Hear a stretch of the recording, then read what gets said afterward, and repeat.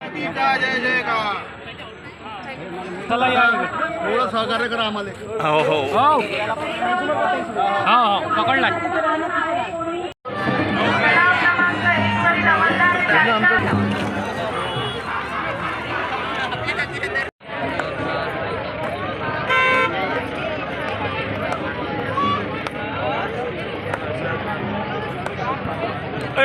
अमरावती शहरामध्ये विविध ठिकाणी गणपती बाप्पांचं विसर्जन अत्यंत थाटामाटामध्ये अत्यंत उत्साहामध्ये अमरावतीच्या विविध तलावामध्ये जसे छत्री तलाव या ठिकाणी सध्या परिस्थिती खूप छान आहे.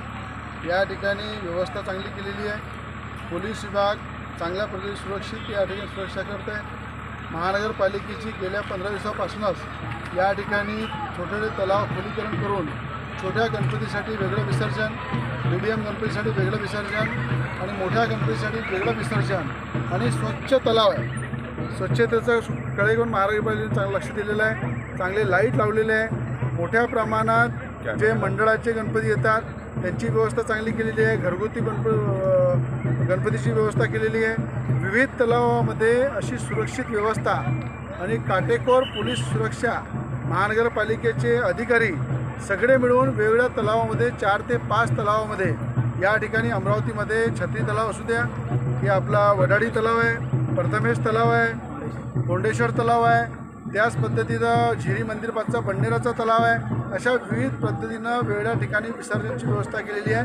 घरगुती विसर्जनासाठी सुद्धा स्वतः नागरिक पुढे आलेले आहे. घरातसुद्धा गणपतीचं विसर्जन टपामध्ये पाण्यामध्ये चांगल्या पद्धतीनं नागरिक करत आहे.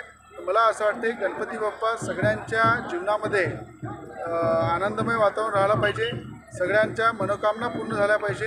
हेच बाप्पाच्या चरणी मी आपल्या सगळ्यांच्या वतीनं प्रार्थना करतो आणि आपल्या सगळ्यांना या व्यवस्थेबद्दल सगळ्यांना धन्यवाद.